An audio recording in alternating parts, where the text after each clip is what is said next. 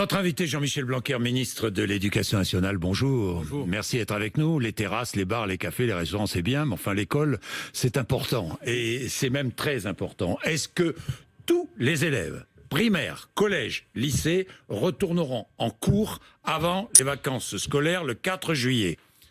Toutes les écoles, tous les collèges et tous les lycées ont vocation à ouvrir d'une façon ou d'une autre, et tous les élèves ont vocation à revenir même un peu dans leur école, leur collège et leur lycée. Tous les élèves reviendront même un peu. J'aimerais que ce soit le cas. Après, vous savez, peut y avoir des exceptions. C'est notamment, déjà, parfois, ça dépend de certains élèves qu'on a encore du mal à aller chercher, si je puis dire. Et puis, d'autre part, il peut y avoir tel ou tel problème localement. Mais ce qui est difficile dans ce mois de mai et ce mois de juin, c'est d'avoir tous les élèves ensemble, vous le savez bien, puisque le protocole sanitaire nous oblige à souvent fonctionner par roulement. Et ce roulement doit permettre au maximum d'accueillir les élèves, d'autant plus qu'au mois de juin, nous commençons à déployer un dispositif conçu avec les mairies, qui est un dispositif qu'on appelle sport, santé, culture, civisme, et qui permet d'avoir des activités en plus de l'école, aux heures de l'école. Un dispositif qu'aujourd'hui ne rencontre pas un succès formidable, 200 communes. Hein. Oui, mais parce que c'est le début. 200 communes. 200 communes en 2 semaines. Sur 36 000. Oui, mais d'abord, certaines des communes qui commencent à signer sont des grandes communes, donc ça va représenter beaucoup d'enfants. Et d'ici à la fin du mois de juin, vous verrez que ce sera monté en puissance assez fortement. Bien. Jean-Michel Blanquer, je vous disais cela parce que il y a des parents, et je les entends et je les vois, et je lis les messages des parents qui en ont assez, qui demandent à ce que leur enfant puisse aller à l'école aujourd'hui. Et c'est un vaste problème. Est-ce que vous allez alléger le protocole sanitaire ? Au mois de juin, c'est difficile, puisque donc vous ne l'allégerez pas au mois de juin. Vous savez, on a parfois un peu la mémoire courte, parce que le protocole sanitaire, il a été élaboré il y a moins d'un mois. Et il y a moins d'un mois, souvenez-vous du débat qu'il y avait. Le débat, c'était, on me reprochait de vouloir rouvrir les écoles. Aujourd'hui, on me reproche que ça n'aille pas assez vite et assez loin, alors que c'est un processus très complexe. Bien entendu que la situation est imparfaite, mais nous avions deux grands objectifs. Le premier, c'est le retour à l'école, parce que l'école, c'est fondamental. Puis le deuxième, c'était des garanties sanitaires, puisqu'il faut continuer, évidemment, à être prudent avec le virus, même s'il circule moins maintenant. Mais il est quand même toujours là. Donc il est normal de maintenir ce protocole sanitaire strict. C'est d'ailleurs la condition de la confiance. Ce que j'espère, c'est que nous serons capables de... Mais ça dépend de l'évolution de la situation épidémique. Vous pourriez l'alléger courant septembre. Non, je pense que c'est plutôt pour la rentrée. Il ne sera pas allégé. Il sera allégé pour septembre. Je l'espère. Imaginez que l'épidémie reparte, ce serait pas le cas.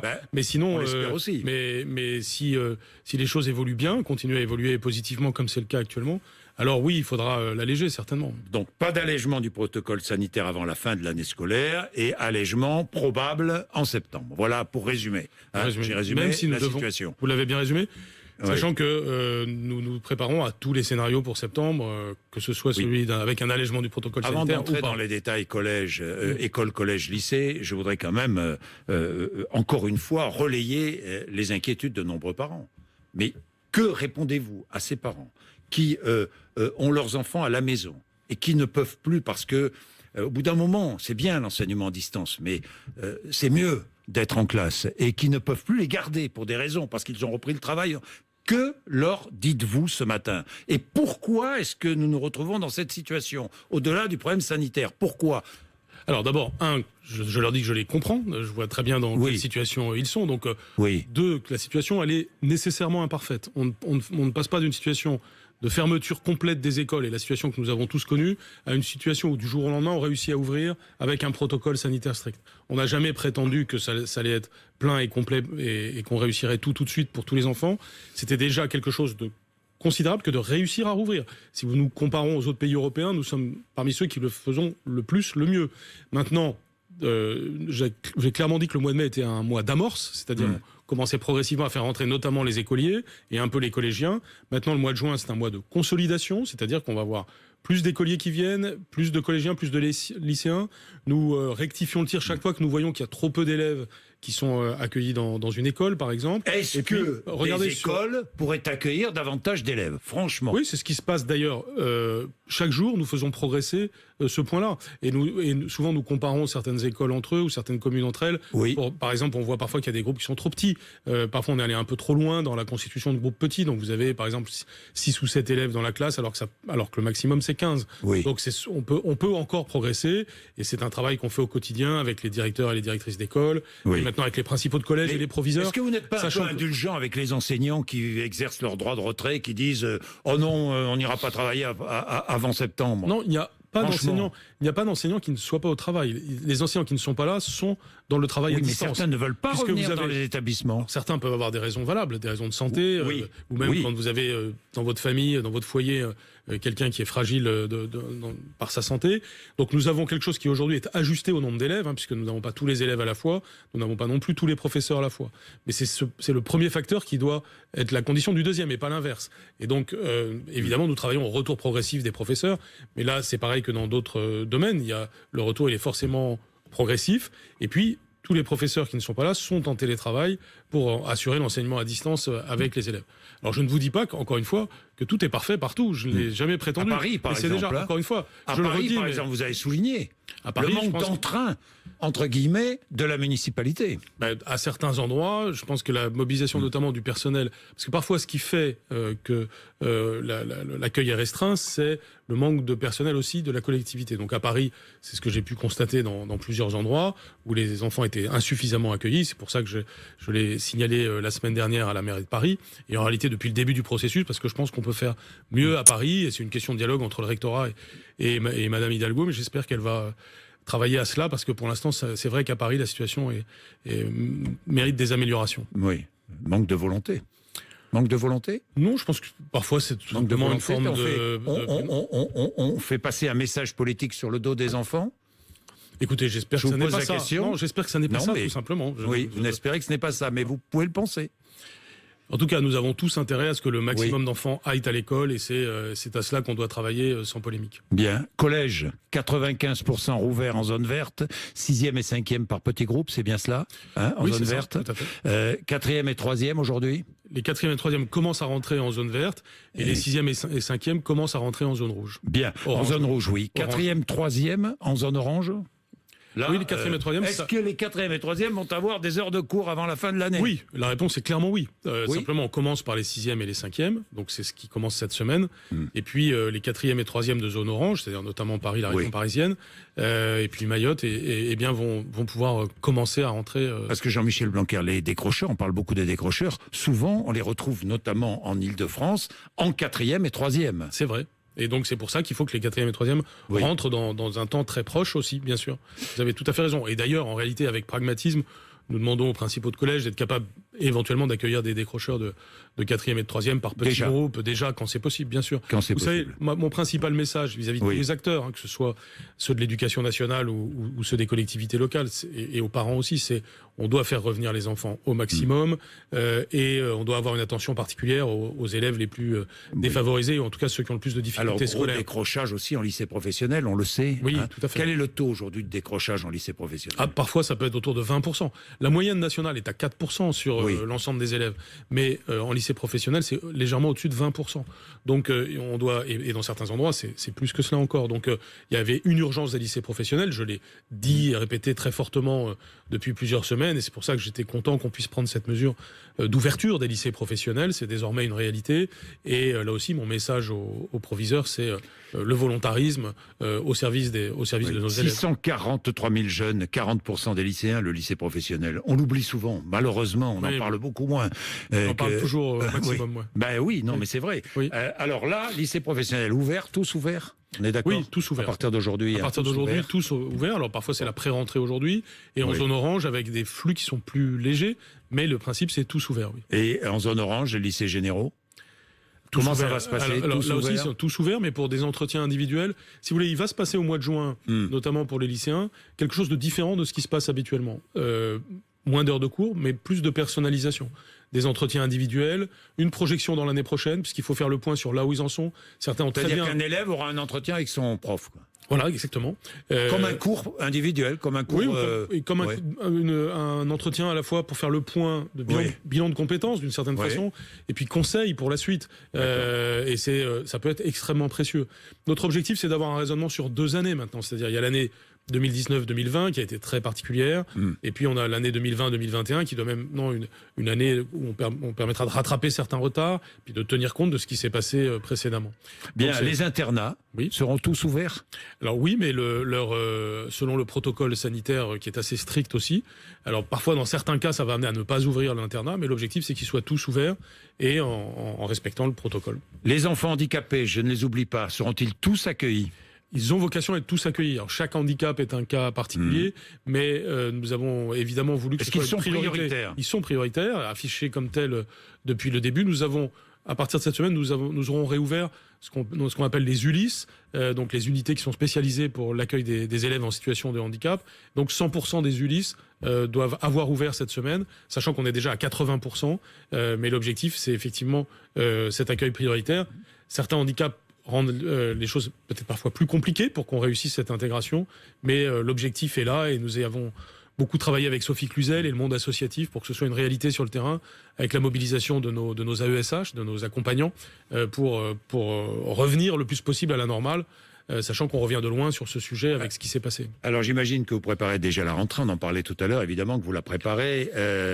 Concertation, je crois, avec tous les partenaires sociaux, avec les associations d'élus, les parents d'élèves, pour bien préparer cette rentrée, pour que tous les cours soient assurés dans de bonnes conditions. Oui.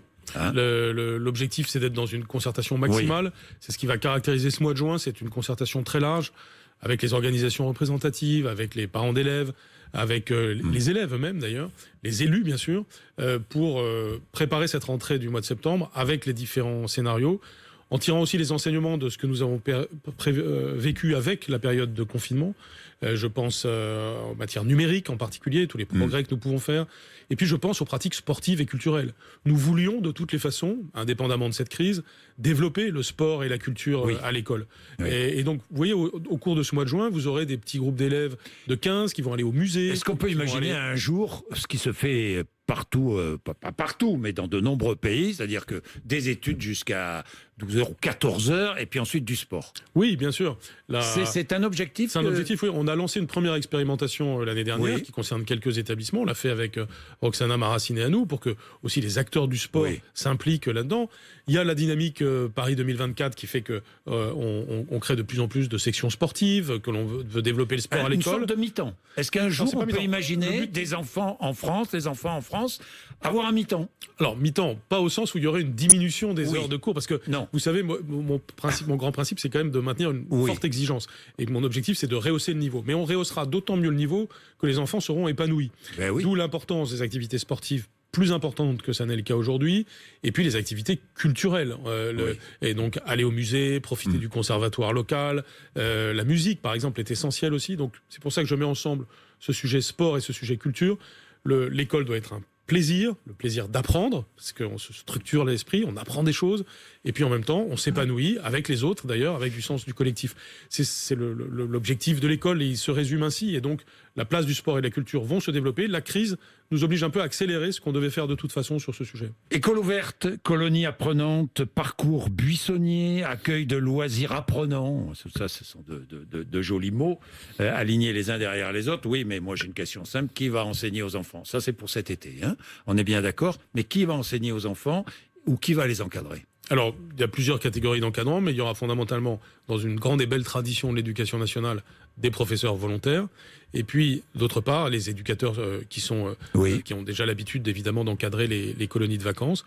Donc, c'est tout un travail que nous faisons avec les associations qui gèrent cela, ou aussi avec les collectivités locales, pour avoir des nouvelles formes de colonies de vacances qui tiennent compte là aussi de ce qui s'est passé, c'est-à-dire qu'il puisse y avoir dans certains cas même du soutien scolaire.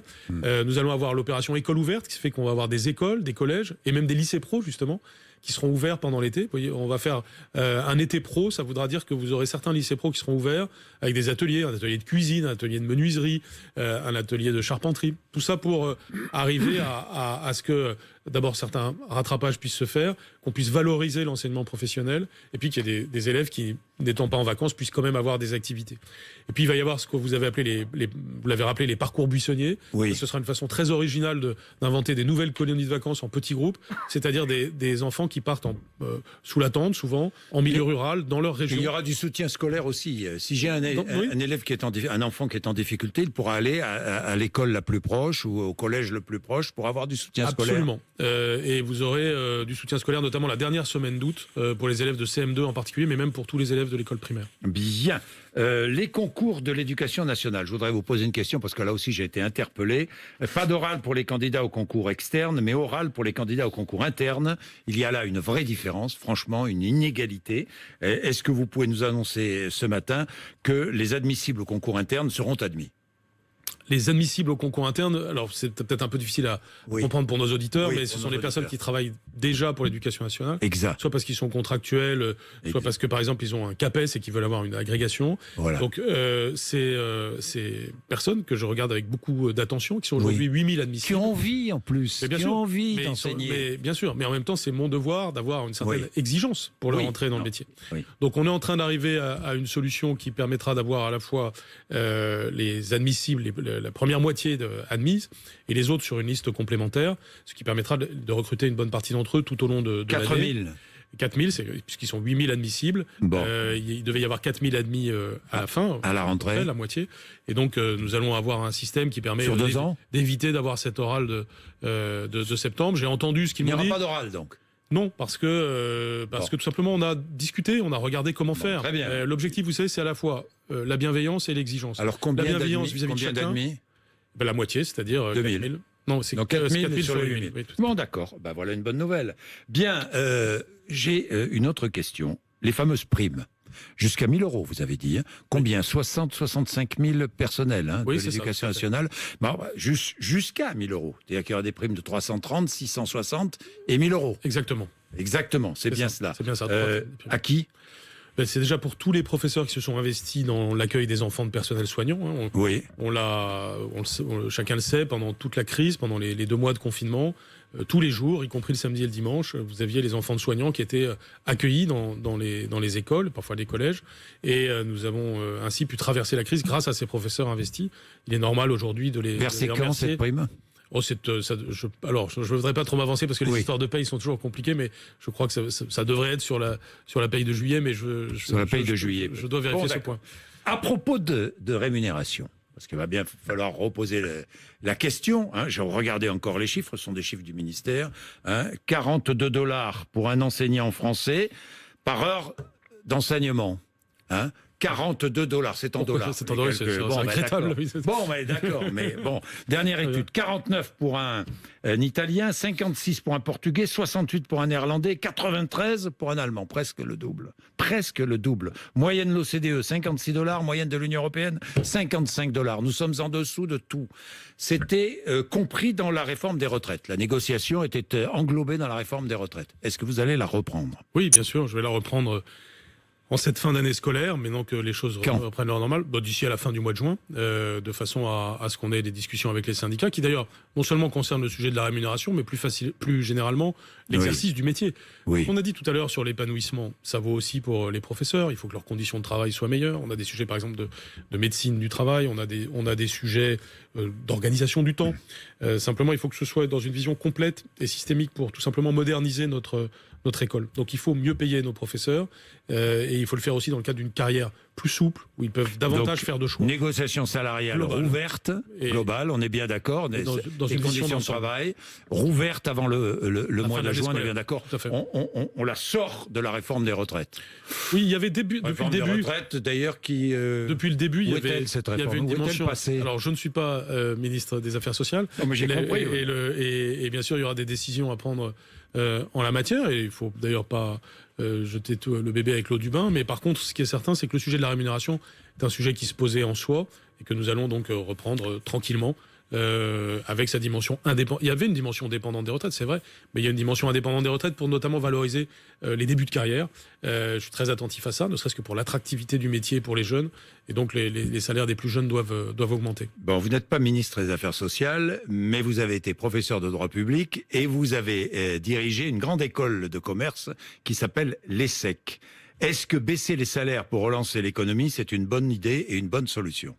Je ne pense pas. Franchement. Le problème de la France, c'est d'avoir une productivité qui soit à la hauteur. Donc le sujet n'est pas de baisser les salaires, le sujet c'est d'avoir une belle valeur ajoutée, et donc d'être toujours dans l'innovation, d'être capable d'être les meilleurs dans un certain nombre de domaines, par exemple dans le domaine de l'automobile, dans le domaine aéronautique, dans le domaine de la chimie, d'où l'importance de réindustrialiser, d'avoir ce que nous faisions d'ailleurs bien avant la crise. On l'a pas réalisé à l'occasion de la crise. La France était d'ailleurs, et est encore aujourd'hui, le pays en Europe qui attire le plus d'investissements étrangers. C'est une des très belles victoire du président Macron depuis qu'on est là, même si les effets après se voient dans la durée. Donc ce qui est très important, c'est tout simplement d'avoir un vrai tissu industriel en France, un vrai sens de l'innovation, de l'investissement dans l'avenir, donc dans l'éducation. Et vous savez, l'éducation et la santé peuvent être vraiment les moteurs de notre croissance future, d'une France où il fait bon vivre, à partir du moment où c'est bien réparti sur le territoire, et à partir du moment où tout ceci génère une forme de nouvelle économie. On doit aller vers une société décarbonée, une société plus écologique, avec justement de nouveaux types d'industries, c'est évident, et ce sera porté notamment par l'éducation, c'est-à-dire des citoyens qui ont une éducation qui leur permet de participer de manière forte à l'économie, mais aussi une santé forte pour tous nos citoyens. Tout ceci, c'est pas de la dépense, c'est de l'investissement. La santé et l'éducation, c'est de l'investissement pour le futur, et c'est cela évidemment que je plaide en permanence. J'ai une dernière question. Vous êtes membre de La République En Marche. Est-ce qu'Agnès Buzyn ne sert pas de punching ball dans cette campagne municipale à Paris, franchement? Non, je pense pas. Je pense qu'elle est tout simplement dans une situation de Ouais. continuité, de fidélité à un engagement qu'elle a pris au début. C'est courageux, c'est difficile, on va pas se le cacher, mais parfois il faut faire... Nous verrons demain. Nous verrons demain ce qu'elle en dit, puisqu'elle sera mon invitée demain matin, ici même à votre place. Agnès Buzyn, merci Jean-Michel Blanquer. Merci à vous. Il est 8h55, RMC et BFM TV.